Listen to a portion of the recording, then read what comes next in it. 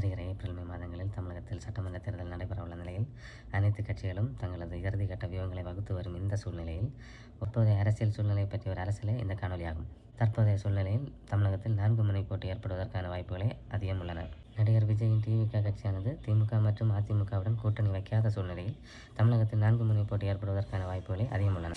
திமுக மற்றும் அதிமுக திராவிட கொள்கையை முன்னிறுத்தும் பொழுது நாம் தமிழர் கட்சி தமிழர் இன கொள்கையை முன்னிறுத்துகிறது. தமிழகத்தில் பிஜேபி ஆனது தேசிய கொள்கையை முன்னிறுத்துகிறது.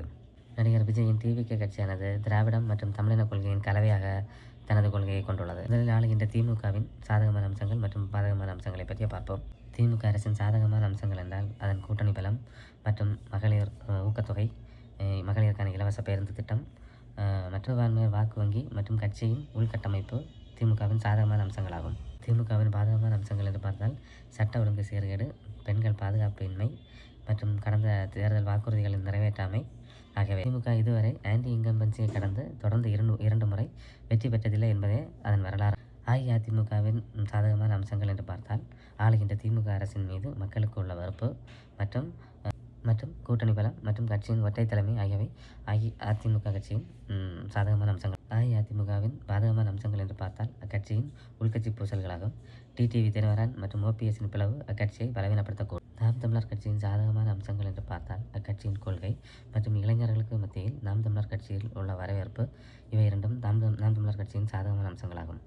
நாம் தமிழர் கட்சி கடந்த முறை பெற்ற 6% வாக்குகளிலிருந்து அதிகம் பெறுவதற்கு தங்களது கட்சியின் கொள்கையை அனைத்து தரப்பினரும் எடுத்து செல்ல வேண்டிய கட்டாயத்தில் உள்ளது. விஜயின் டிவிகே கட்சியின் வருகையால் நாம் தமிழர் கட்சியின் வாக்கு வங்கி சிதைக்கப்படுமா என்பதை பொறுத்திருந்துதான் பார்க்க வேண்டும். நடிகர் விஜய் ஆரம்பித்துள்ள டிவிகே கட்சியின் சாதகமான அம்சங்கள் என்று பார்த்தால் நடிகர் விஜயின் நட்சத்திர அந்தஸ்து மற்றும் ஆளுகின்ற திமுக மற்றும் அதிமுக எதிர்கட்சியான அதிமுக மீது மக்கள் கொண்டுள்ள அவநம்பிக்கை இவை இரண்டும் டிவிகே கட்சிக்கு ஆதரவாக அமையக்கூடும். டிவிகேவின் பாதகமான அம்சங்கள் என்று பார்த்தால் இதுவரை அவர்கள் தேர்தலை சந்தித்ததே இல்லை மற்றும் ரசிகர்களின் வாக்கு ஓட்டாக மாறுமா என்பது பொறுத்திருந்துதான் பார்க்க வேண்டும். விஜயின் டிவிகே கட்சியானது எந்த கட்சியின் வாக்குகளை பிரிக்கிறது என்பதை பொறுத்தே இத்தேர்தல் முடிவுகள் அமையும் என கருதப்படுகிறது.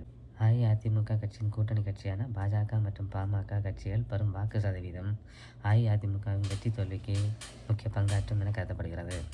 எந்த காரணம் கொண்டும் எந்த கட்சிக்கு வாக்கு செலுத்தினாலும் பணத்துக்காகவும் காசுக்காகவும் பொருளுக்காகவும் மட்டும் உங்கள் வாக்குகளை செலுத்தி விடாதீர்கள். வருகிற ஜனநாயக திருவிழாவில் நாம் சிந்தித்து நமது கடமையை செயல்படுத்துவோம் என்று தாழ்மையுடன் கேட்டுக்கொள்கிறேன்.